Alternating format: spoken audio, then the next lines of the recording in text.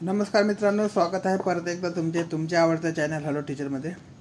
मित्रांनो, 2 तारखेला जे आहे प्रोव्हिजनल सिलेक्शन लिस्ट आणि जे नॉट एलिजिबल कॅन्डिडेट आहे त्यांच्या लिस्ट प्रकाशित करण्यात आलेल्या होत्या.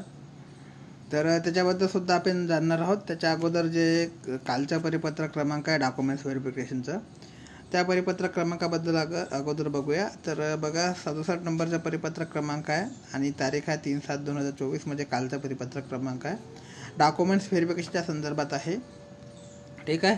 तर याच्यामध्ये आता आपण बघू शकता मित्रांनो, कौशल्य रोजगार उद्योजकता व नवीनतेच्या विभागाच्या अधिपत्याखालील व्यवसाय शिक्षण व प्रशिक्षण संचालनांतर्गत राज्यातील 20 शासकीय संस्था कार्यालयात गट क वर्गातील 772 पदे मागण्याकरता ऑनलाईन पद्धतीने अर्ज मागण्याबाबत 17/2/2023 रोजी www.dbt.government.in या संकेतस्थळावर जाहिरात प्रसिद्ध करण्यात आली होती, ठीक आहे. तर एक प्रकारचा जो मजकूर आहे तो आपण वाचलेला आहे. तर मित्रांनो, सांगायचे असं की आता जी प्रोसेस आहे फार फास्ट सुरू केलेली आहे DBTने, आणि लवकरात लवकर जी भरती आहे ती लवकरात लवकर कंप्लीट आता होणार आहे, ठीक आहे. 772 पदाची सोबतच 8 तारखेची जो कोर्टाचा निकाल येईल 1457 पदाच्या संदर्भात होऊ शकते. 1 ते 2 तारखेमध्ये तो पण निकाल येईल आणि त्या निकालानंतर 1457 पोस्टची सुद्धा भरती लवकरात लवकर पूर्ण होईल, ठीक आहे.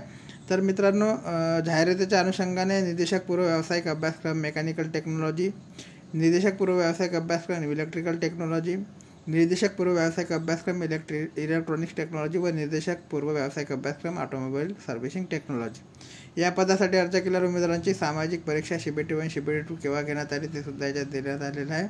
आणि ते परीक्षा घेतल्यानंतर जे ऑब्जेक्शन घ्यायचे होते तुम्हाला, ते ऑब्जेक्शन घेण्यात आल्यानंतर सदर गुणवत्ता यादीत 4 उमेदवारांनी गुणांबाबत उपस्थित केलेले आक्षेप योग्य नसल्याने सदर तात्पुरती गुणवत्ता यादी म्हणजे प्रोव्हिजनल मेरिट लिस्ट जी आहे ती सादर करण्यात आलेली आहे. 2 तारखेला ते सादर झालेली आहे, ठीक आहे.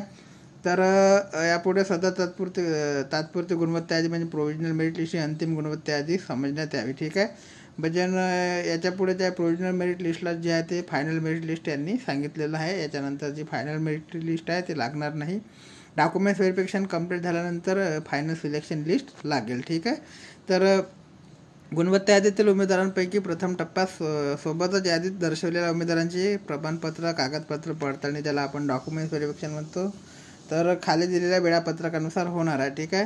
तर दिनांक 10/7/2024 व 11/7/2024 रोजी सकाळी 11 वाजता एल्फिटल्स तांत्रिक विद्यालय सेंट्रल हॉल, पहिला मजला 3, महापालिका मार्ग, वासुदेव बळवंत फडके चौक, मेट्रो सिनेमा समोर, मुंबई येथे करण्यात येणार आहे, ठीक आहे.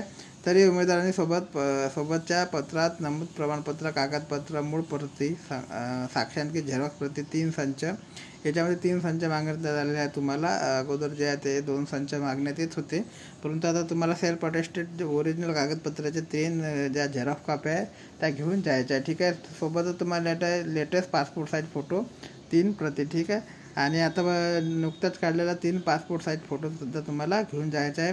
याच्यामध्ये जर सांगितलं नसेल तरी तुम्हाला ओळखपत्र सोबत घेऊन जायचं आहे मित्रांनो. ओळखपत्रामध्ये ड्रायव्हिंग लायसन, आधार कार्ड किंवा वोटिंग कार्ड तुमचं असेल ते चालणार आहे, ठीक आहे. तर याच्यानंतर बघूया आता याचं शेड्यूल काय असणार आहे. तर निर्देशक व्यावसायिक अभ्यासक्रम मेकॅनिकल टेक्नॉलॉजी करता दिनांक 10/7/2024 रोजी सकाळी 11 वाजता बोलावण्यात आलेले आहे, ठीक आहे. सोबतच यादीतील 435 उमेदवार याच्यामध्ये जाणार आहे. 435 उमेदवारांना यांनी बोलावलेलं आहे, ठीक आहे. त्याच्या मेकॅनिकल टेक्नॉलॉजीमध्ये, ठीक आहे. 435 उमेदवार जे मेरिटमध्ये असेल त्या 435 उमेदवारांनी सकाळी 11 वाजता उपस्थित राहायचं आहे 10/7/2024ला, ठीक आहे. नंतर आहे मित्रांनो इलेक्ट्रिकल टेक्नॉलॉजी. तर इलेक्ट्रिकल टेक्नॉलॉजीच्या विद्यार्थ्यांना 11/7/2024 रोजी सकाळी 11 वाजता उपस्थित राहायचं आहे. 391 उमेदवार सुरुवातीचे, ठीक आहे. सुरुवातीच्या 391 उमेदवारांना बोलावण्यात आलेलं आहे, ठीक आहे. याच्यानंतर इलेक्ट्रॉनिक्स टेक्नॉलॉजीमध्ये 11/7/2024 रोजी सकाळी 11 वाजता सोबतच्या यादीतील 12 उमेदवारांना उपस्थित राहायचं आहे, ठीक आहे.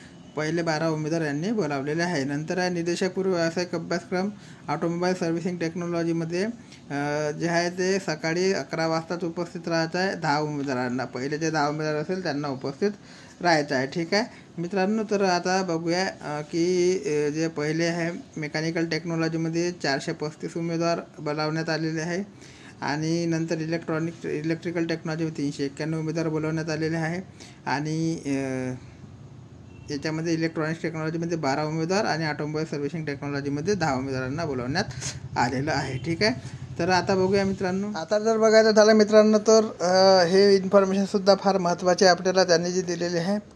याच्यामध्ये वाचू शकता तुम्ही. प्रमाणपत्र कागदपत्र पडताळणी म्हणजे डॉक्युमेंट्स व्हेरिफिकेशन करता उमेदवारांनी व्यक्तिशः स्वखर्चाने उपस्थित राहायचं आहे आणि सोबत जे आहे ते तुम्हाला मूळ प्रमाणपत्र कागदपत्र जे आहे ते सादर करावे लागणार आहे. ठीक आहे, त्याच्यामुळे ओरिजिनल डॉक्युमेंट्स आणि त्याच्या 3 प्रती सेल्फ अटेस्टेड तुम्हाला घेऊन जायचं आहे. ठीक आहे, 3 झेरॉक्स कॉपी सोबत 3 पासपोर्ट साईज फोटोग्राफ आणि आधार कार्ड, पॅन कार्ड किंवा वोटिंग कार्ड याचं कोणतंही एक नेलं तरी चालेल किंवा 2 सोबत बाळगा. ठीक आहे, याच्यानंतर मित्रांनो प्रमाणपत्र कागदपत्र पडताळणी डॉक्युमेंट्स व्हेरिफिकेशन करता बोलवण्यात आले. याचा अर्थ उमेदवारांची निवड झाली असा होत नाही. प्रमाणपत्र पडताळणीमध्ये जे अंतिम पात्र ठरलेले उमेदवार असेल त्यांनी भरती प्रक्रियेमध्ये पात्र ठरतील. ठीक आहे, याची जी यादी आहे ती नंतर प्रकाशित करण्यात येईल, फायनल जे लिस्ट आहे ती. ठीक आहे, नंतर आहे मित्रांनो उमेदवारांचे अनुभव प्रमाणपत्राची प्रथम प्रत्यक्ष तपासणी करण्यात येईल. तसेच जात, दिव्यांग, अनाथ, नॉन क्रिमिनल इत्यादी प्रमाणपत्र कागदपत्र सक्षम प्राधिकारी आस्थापनांना तपासणीकरता पाठवण्यात येईल. उमेदवाराने सादर केलेले प्रमाणपत्र किंवा कागदपत्र खोटे असेल किंवा बनावट असेल तर अशा आढळून आल्यास पदाच्या भरतीमधील पुढील टप्प्याकरता अपात्र ठरवण्यात येईल व उमेदवारांना नावाचा समावेश काळ्या यादीत करण्यात येईल. ठीक आहे, काळ्या यादीत समावेश करण्यात येणार आहे म्हणजे पुढच्या ज्या काही भरता येईल DBTच्या त्या भरतीमध्ये तुम्हाला ॲप्लिकेशन करता येणार नाही जर तुमचे कागदपत्र बनावट आढळले तर. ठीक आहे, याच्यानंतर मित्रांनो डॉक्युमेंट्स व्हेरिफिकेशन प्रक्रियेबाबत अंतिम निर्णय जो राहणार तो आयुक्ताचा राहणार आहे. आयुक्त कौशल्य रोजगार उद्योजकता व नवीनता व्यवसाय शिक्षण व प्रशिक्षण संचालनालय महाराष्ट्र राज्य मुंबई यांचा राहणार आहे. तसेच पदभरतीच्या अनुषंगाने सूचना ह्या केवळ संचालनालयाच्या www.dbt.government.in या अधिकृत संकेतस्थळावर प्रसिद्ध करण्यात येतील. या संदर्भात ईमेल मेसेज पाठवण्यात येणार नसल्याने उमेदवारांना वेळोवेळी संकेतस्थळावर सूचना पाहणे आवश्यक राहील, तर उमेदवारांनी याची नोंद घ्यावी. ठीक आहे, तर मित्रांनो ज्या सूचना आहे त्या संकेतस्थळावर प्रसिद्ध करण्यात येणार आहे.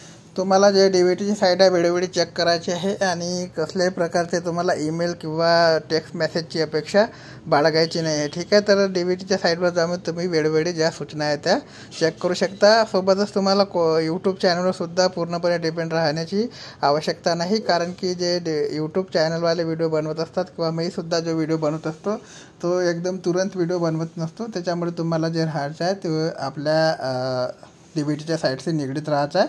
आम्हाला जसा वेळ मिळतो त्या हिशोबाने आम्ही व्हिडिओ बनवत असतो. ठीक आहे, तर याच्यानंतर मित्रांनो याच्यामध्ये दिलेलं आहे बघा instructor pre vocational courses mechanical टेक्नॉलॉजीमध्ये.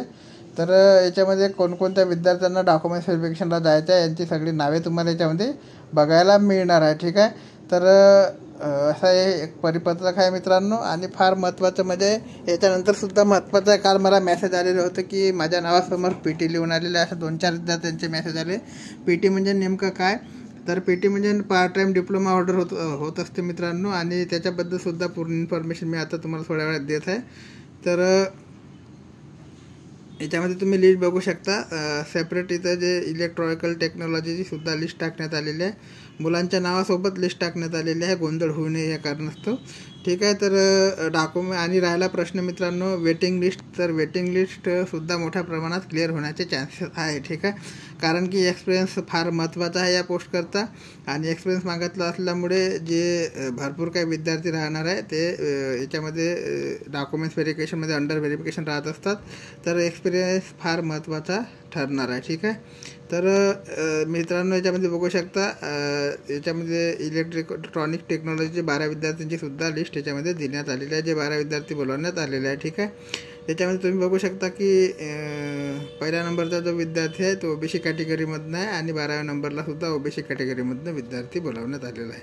ठीक आहे, याच्यानंतर सर्व्हिसिंग टेक्नॉलॉजी 10 विद्यार्थ्यांची नावे तुम्हाला इथे दिसणार आहे. ठीक आहे, याच्यानंतर मित्रांनो आता डॉक्युमेंट्स व्हेरिफिकेशन करता जाताना तुम्हाला सोबत कोणते कोणते डॉक्युमेंट्स न्यायचे आहे हे सुद्धा फार एकदम महत्त्वाची यादी आहे.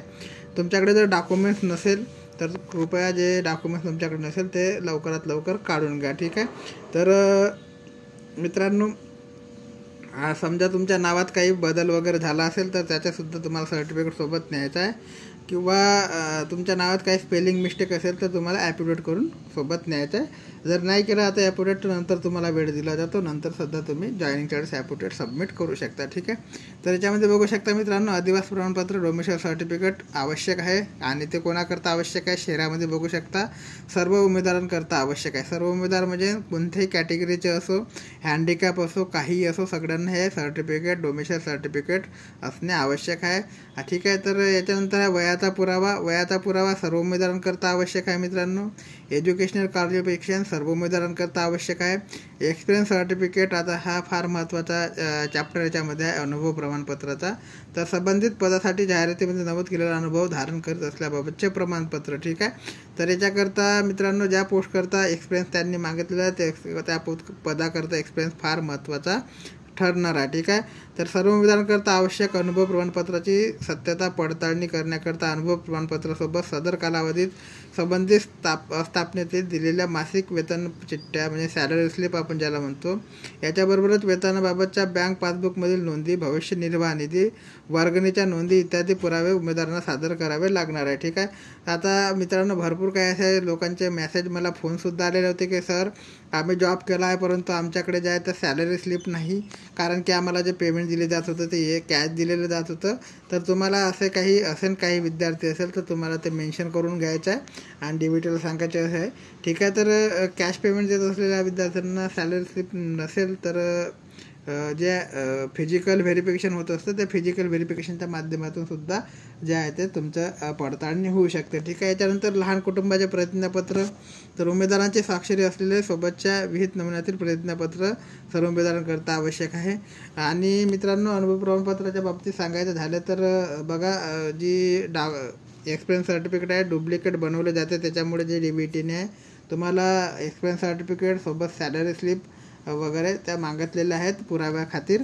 जर तुमचे खरंच अनुभव असेल परंतु तुमच्याकडे वेतन पर्ची नसेल किंवा बँकेचे स्टेटमेंट नसेल तर मित्रांनो वेतन पर्ची नाहीतर बँकेचे स्टेटमेंट आणि एक्सपिरियन्स सर्टिफिकेट ह्या गोष्टी ज्या आहे 2-3पैकी कमीत कमी 2 गोष्टी तरी सुद्धा तुम्हाला जोडायला पाहिजे, ठीक आहे. तिन्ही गोष्टी जुळल्या तर फार चांगली गोष्ट आहे, परंतु जर नसेल समजा कॅश पेमेंट वगैरे होत असेल तुमचं तर तुम्ही तिथे डॉक्युमेंट्स व्हेरिफिकेशनच्या वेळेस सांगू शकता किंवा सांगून बघा, जर कार्य झाले तर चांगलीच गोष्ट आहे, ठीक आहे. तसं ते ॲक्च्युअली जे प्रूफ आहे ते प्रूफ घेतल्याशिवाय मानले जात नाही, परंतु भरपूर विद्यार्थ्यांचा असा प्रॉब्लेम असेल तर फिजिकल व्हेरिफिकेशन करू शकतात, ठीक आहे. त्याच्यामुळे तुमचं बोलणे फार गरजेचं आहे. याच्यानंतर मित्रांनो लहान कुटुंबाचे प्रतिज्ञापत्र सर्व विद्यार्थ्यांना द्यायचे आहे. नंतर आहे जात वैधता प्रमाणपत्र. तर जात वैधता प्रमाणपत्र मित्रांनो तुम्ही ज्या ज्या कास्टचा लाभ घेऊ इच्छिता त्या कास्टमधील विद्यार्थी असेल तर त्या कास्टचं प्रमाणपत्र तुमच्याकडे असणे आवश्यक आहे, ठीक आहे. मागास प्रवर्गातील उमेदवारांकरता आवश्यक जात प्रमाणपत्र सक्षम अधिकाऱ्याने निर्गम केलेले जात वैधता प्रमाणपत्र असल्याने सादर करण्यात येईल, ठीक आहे. नंतर आहे नॉन क्रिमिनल प्रमाणपत्र मित्रांनो. तर नॉन क्रिमिनल प्रमाणपत्र जे लागणार आहे उमेदवार विमुक्त जाती अ, भटक्या जमाती ब, भटक्या जमाती क, भटकी जमात ड, विमुक्त मागास प्रवर्ग इतर मागास प्रवर्गातील उमेदवारांना तसंच खुल्या प्रवर्गातील महिला उमेदवारांना महिला आरक्षणाचा लाभ घ्यायचा असल्यास आवश्यक राहणार आहे, ठीक आहे. म्हणजे याच्यामध्ये ज्या लागणार आहे NTB, NTC, NTD, VJA, EWS, OBC या कॅटेगरीकरता नॉन क्रिमिनल प्रमाणपत्र लागणार आहे. सोबतच महिलांना जर लाभ घ्यायचा असेल त्या पदाचा म्हणजे महिला रिझर्वेशनचा तर तुम्हाला सुद्धा हे प्रमाणपत्र लागणार आहे, ठीक आहे. तर आता जी आहे ती अट हटवण्यात आलेली आहे, परंतु जी जी ॲडव्हर्टाईजमुळे त्याच्यामध्ये ही अट होती, परंतु आता जी आहे ती अट हटवण्यात आलेली आहे, ठीक आहे. तर आता नॉन क्रिमिनल प्रमाणपत्र जे आहे पुढे आवश्यक तुम्हाला राहणार नाही, ज्यांना कोणाला महिला रिझर्वेशनचा लाभ घ्यायचा असेल त्यांना, ठीक आहे. परंतु आता मागू शकता कारण की इथे मेन्शन केलेलं होतं त्याच्यामुळे, ठीक आहे. नंतर दिव्यांग प्रमाणपत्र. तर दिव्यांग उमेदवारांकरता आवश्यक राहणार आहे मित्रांनो. अनाथ प्रमाणपत्र जे अनाथ उमेदवार असेल त्यांच्याकरता आवश्यक राहणार आहे. स्पोर्ट पर्सन म्हणजे स्पोर्टचा लाभ ज्यांना घ्यायचा असेल स्पोर्ट कोट्यातून त्या उमेदवारांना हे प्रमाणपत्र आवश्यक आहे. माजी सैनिक जे एक सर्व्हिसमॅन असतील त्यांना हे प्रमाणपत्र आवश्यक राहणार आहे.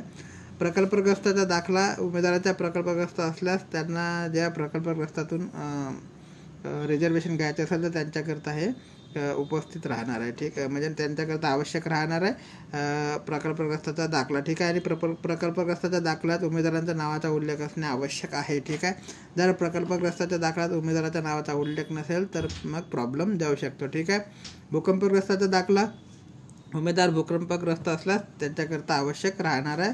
नंतर आहे मित्रांनो पदवी किंवा पदविकाधारक अंशकालीन उमेदवार पदवी किंवा पदविकाधारक अंशकालीन उमेदवार असल्यास आवश्यक राहणार आहे.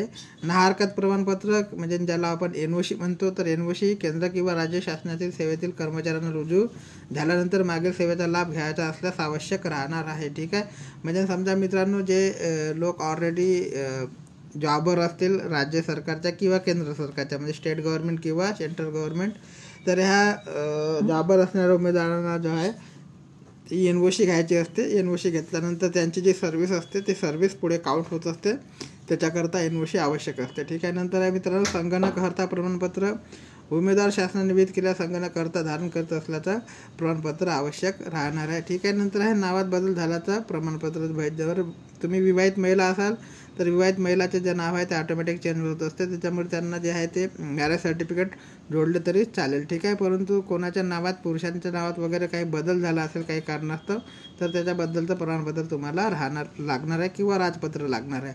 नंतर आहे ओळखपत्र पासपोर्ट पॅन कार्ड आधार कार्ड मतदार ओळखपत्र किंवा ड्रायव्हिंग लायसन्स याच्यापैकी एक तुम्हाला सोबत न्यायचं आहे. माझ्या मते एकापेक्षा जास्त तुम्ही सोबत बाळगू शकता.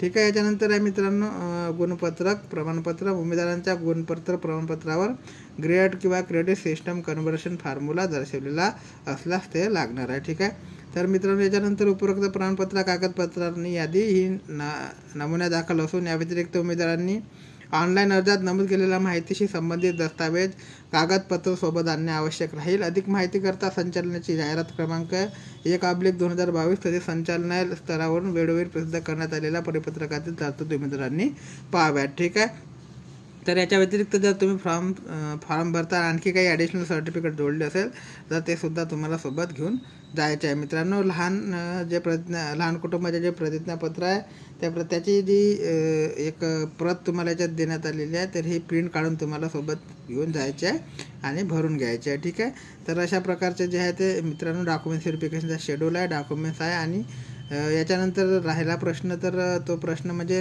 वेटिंग लिस्ट कितीपर्यंत क्लिअर होऊ शकतं. तर वेटिंग लिस्ट जे आहे मित्रांनो फार मोठ्या प्रमाणात क्लिअर होण्याचे चान्सेस याच्यामध्ये आहे 772 पदामध्ये. ठीक आहे, तर हे झालं मित्रांनो डॉक्युमेंट्स व्हेरिफिकेशनचा शेड्यूल. आता फार महत्त्वाचं म्हणजे याच्या अगोदर आपण ज्या 2 तारखेला लिस्ट प्रकाशित झाल्या होत्या त्याच्याबद्दल थोडी इन्फॉर्मेशन घेऊया. तर 2 तारखेचे परिपत्रक आहे मित्रांनो, याच्यामध्ये प्रोव्हिजनल मेरिट लिस्ट लावण्यात आलेली आहे मेकॅनिकल टेक्नॉलॉजीची. याच्यामध्ये पूर्ण मजकूर काही मी वाचून दाखवणार नाही, जे महत्त्वाच्या बाबी आहेत महत्त्वाच्या बाबी वाचून दाखवणार आहे. 2434 उमेदवारांची लिस्ट लावण्यात आलेली आहे. ठीक आहे, ज्यांनी 90% म्हणजे 90 गुणांपेक्षा जास्त गुण घेतलेले आहे त्या सर्व उमेदवारांची यादी याच्यामध्ये लावण्यात आलेली आहे. ठीक आहे, तर याच्यामध्ये फक्त महत्त्वाच्या बाबी आपल्याला बघायच्या आहे, बाकी तुम्ही लिस्ट बघितलीच असेल. तर याच्यामध्ये जो प्रेफरन्स दिला जाणार आहे मित्रांनो प्रेफरन्स 1 प्रेफरन्स 2 प्रेफरन्स 3 आणि प्रेफरन्स 4. याच्या अगोदरसुद्धा मी तुम्हाला सांगितलेलं होतं, आता परत सांगतो की प्रेफरन्समध्ये जो दिला जाईल अगर आत्महत्याग्रस्त शेतकऱ्याचा मूल्य पाल्य असेल कोणी तर त्याला प्रेफरन्सवर दिला जाईल सारखे मार्क पडले असताना.